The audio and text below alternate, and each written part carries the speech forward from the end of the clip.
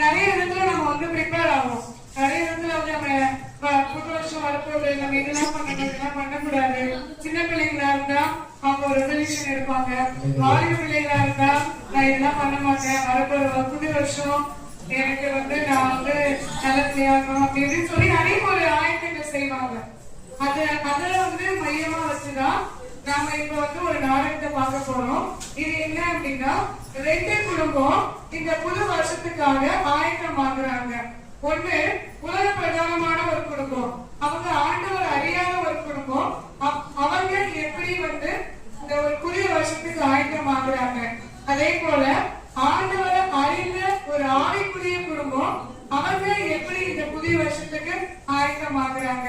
இந்த ரெண்டு குடும்பமும் எப்படி ஆயத்தம் ஆகுறாங்க அப்படின்றதுதான் இந்த நாடகம். இந்த நாடகத்தோட கடைசியில நாம இந்த குடும்பத்தால சார்ந்தவங்களா இருக்கிறோம், நாம இதுக்கப்புறம் எப்படி இருக்கணும் அப்படிங்கறதையும் இந்த நாடகம் உங்களுக்கு சொல்லும். நான் நம்புறேன் கடைசியா நாடகம் முடியும் போது நாம திரும்பவும் ஹலோ சொல்றேன் மச்சி. என்னடா நல்லா இருக்கியா? எல்லாம் கொஞ்சம் ரெடி மச்சி. மார்க்கெட் எல்லாம் வாங்கிட்டியா? எல்லாம் வாங்கிட்டேன் மச்சி. என்ன பிளான்? பிளான் எல்லாம் இந்த மாதிரி போல இல்ல. பாண்டிச்சேரி போறோம், சரக்கு அடிக்கிறோம், கூத்தடிக்கிறோம், ஃபன் பண்றோம். சூப்பர் மச்சி. அப்ப நியூ ரப்ப பாப்போம். சரி மச்சி வைக்கிறேன். இந்த கையில முறுக்கு, நியூ இயர் அடிச்சு நொறுக்கு. இந்த கையில சரக்கு, இந்த கையில முறுக்கு. நியூ இயர் அடிச்சு நொறுக்கு. என்னக்கா என்னக்கா அவ்வளவுதான். இந்த போட்டோ எடுத்தாச்சு, இதை எடிட் பண்றோம், இன்ஸ்டால போஸ்ட் பண்றோம், ரீல்ஸ் லைக்ஸ் ரீல்ஸ் பண்றோம், லைக்ஸா வாங்கி தரோம். இனிமே நம்ம தான் ட்ரெண்டிங். அப்புறம் அப்பா ஒரு 1000 கொடுத்தீங்கன்னா நல்லா இருக்கும். ட்ரெஸ் வாங்க. இது மேக்கப் லைட்டா நான் போயிட்டு வரேன், அதுக்குள்ள ரெடி பண்ணி வைங்க, சீக்கிரம் வேணும். எனக்கு ஒரு 2000 வேணும்பா.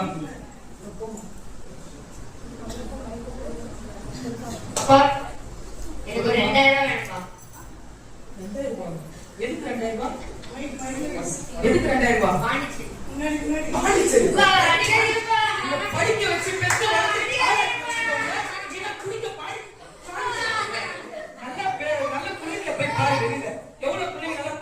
அப்பா பேரு அம்மா பேரு எவ்வளவு பசங்க பெற்று குடும்பத்தை காப்பாத்துங்க. இத படிக்க வச்சா குடிக்கிற பசங்க நியூ இயர் அன்னைக்குல எல்லாரும் ஒரு பிசினஸ் எடுக்கிறாங்க. பசங்க நியூ இயர் அன்னைக்கு எடுக்கிறாங்க, சரியா? அது மாதிரி சர்ச்சுக்கு போகுது, கோயிலுக்கு போகுதுன்னு எல்லாம் பண்ணு. நீ என்ன பண்ண போற? குடிக்க ஒரு ஆடு மாடை பெற்று வச்சிருந்தா கூட ஏதாவது பால் கலந்து சம்பாதிச்சிருந்தா கூட. இது என்னன்னா காசு குடிக்கிறதுக்கு, இது என்னன்னா மேக்கப் போறதுக்கு காசு நிம்மதியே இல்லப்பா வாழ்க்கை.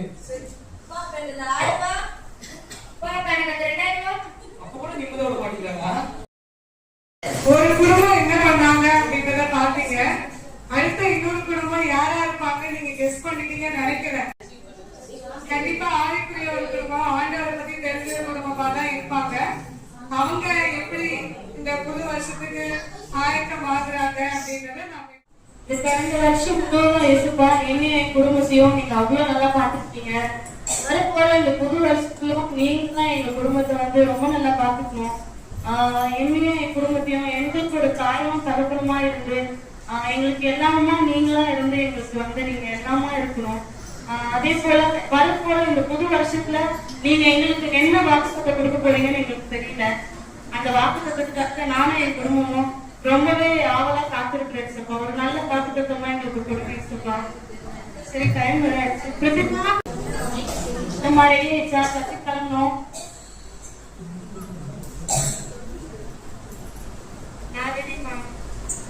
சரி, இந்த வருஷம் புது வருஷம் வரும்போது நியூ இயர்க்கு நீ என்ன ரிசல்யூஷன் எடுத்திருக்க? போன வருஷம் எனக்கு நல்லா பாட்டு பாடிக்கிறேன் ஆண்டவருக்கு நினைச்சு, அது போல இந்த வருஷம் வந்து நான் நல்லா ஜெபிக்கவும் துதிக்கவும் ஆண்டவருக்கு பேசுறேன். ரொம்ப சந்தோஷம். தேவ பிள்ளைகளாகிய நம்ம என்னைக்குமே வந்து ஆண்டவருடைய இதுலதான் வந்து நம்ம நடக்கணுமே ஒழிய மற்ற விஷயங்கள நான் வந்து இப்படி இருக்கணும் அப்படி இருக்கணும்ன்றத காட்டிலும் இன்னும் வந்து நம்ம ஏசுப்பா நான் உங்ககிட்ட இருக்கிறேன் அப்படின்ற ஒரு விஷயம் வந்து ரொம்ப நல்ல விஷயம் தான். கண்டிப்பா அதுல வந்து நீ நிச்சயம் நீ இதை நல்லா பண்ணுவேன். எனக்கு நம்பிக்கை இருக்கு. சரி, நம்ம சர்ச்சுக்கு போலாமா? டைம் ஆயிடுச்சு. சரி, இதுக்கு நம்ம மீட் பண்ண போறாங்க. 3வது சீன்ல என்ன நடக்குது அப்படின்றத நம்ம இப்ப பார்க்கணும். நான் நல்லா இருக்கேன். நீங்க எப்படி இருக்கீங்க? நல்லா இருக்கீங்களா? என்னக்கா சொல்லுது 2 பிள்ளைகள் பெற்ற அதுக்கு என்ன பண்ணுறா பொண்ணு என்ன பண்ணுறா காலையில காசு போட சொன்னா அது என்ன பண்ண தெரியுங்களா வாட்ஸ்அப்ல ஸ்டேட்டஸ் போடுது மதியானம் ஸ்கோர் போட சொன்னா மிஸ்டர் ரீல்ஸ் போடுது 2வது பையன் பெற்ற அது என்ன பண்ணுறா பிடிச்சிட்டு குமா வச்சுட்டு என்னமா இருந்துச்சு என் கதையை இருக்குமா நீ எங்கம்மா போறேன் சர்ச்சுக்கு போறையா? நீங்க கவலைப்படாதீங்க. நீங்க கூட வாங்க.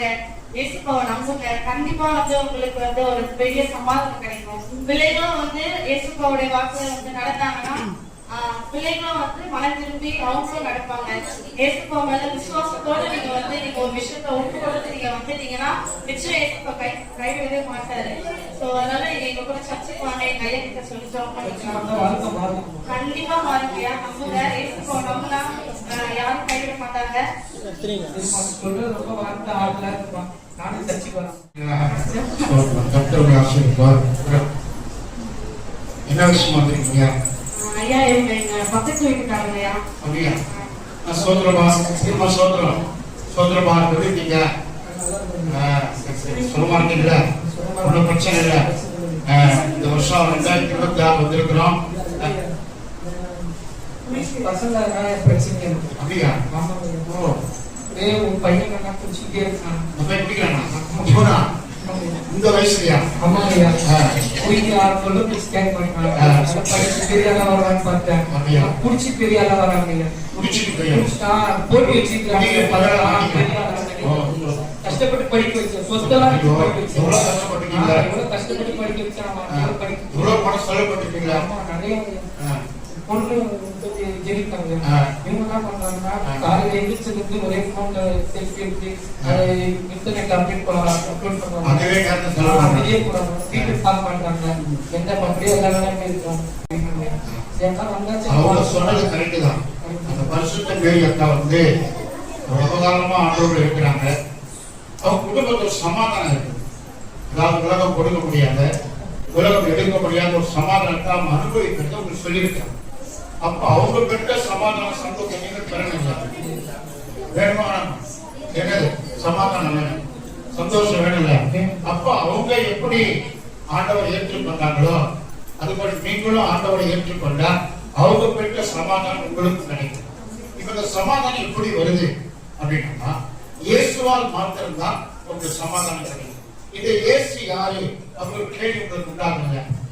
இப்ப நான் இயேசு ஏற்றுக்கொண்டு இயேசு ஏற்பட்டு சொன்னா இந்த இயேசு யாரு? அவர் மனுஷன் தானே அப்படின்னு நினைப்பீங்க இல்லையா? அவர் மனிதன் அல்ல, கடவுளா இருந்தவர். வேதம் சொல்லுகிறது, நாங்கள் வைத்திருக்கிற அந்த பரிசுத்த வேலை என்ன சொல்லுதுன்னா, கடவுள் வானத்தையும் பூமி உண்டாக்கினார், சந்திரனையும் சூரியனையும் நட்சத்திரங்கள் உண்டாக்கினார், பகலையும் இரவையும் உண்டாக்கினார், மனிதர்களை உண்டாக்கினார், ஜீவராசிகளை உண்டாக்கினார். எல்லாமே நல்லது நல்லது என்று கண்டார். கடைசியில அவரால் படைக்கப்பட்ட மனிதர்கள் பாவம் செய்ததுனால அந்த கடவுள் என்ன பண்ணாரு? பாவம் செய்த மக்கள் தண்டிக்கப்பட்டு மரணத்திற்கு ஆளாக கூடாது என்று அந்த மக்களை காப்பாற்ற வேண்டும் என்பதற்காக இயேசு என்ற பெயர்ல இந்த பூமிக்கு வருகிறார். இயேசு என்ற பெயர்ல இந்த பூமிக்கு வருகிறார். அந்த இயேசுவை தான் இந்த பரிசுத்த மேரி அக்கா வந்து ஏற்றுக்கொண்டு இன்னைக்கு அவங்க நல்லா இருக்கிறாங்க. இந்த நல்ல சுகமான வாழ்வுக்கு காரணம் இயேசுதான். அப்ப அந்த இயேசுவை நீங்களும் உங்க குடும்ப பிள்ளைகளும் இயேசுவை ஏற்றுக்கொண்டா மிகவே அந்த குடி பழக்கத்திலிருந்து உங்க பாக்கியமான மகன் மாறுவான், உங்க பொண்ணு மாறும். தேவையற்ற பழக்க வழக்கங்களுக்கு அவங்க அடிமைப்பட மாட்டாங்க. அந்த இயேசுவை உங்க உள்ளத்துல சொந்த ரட்சனை ஏற்றுக்கொள்ளுங்க.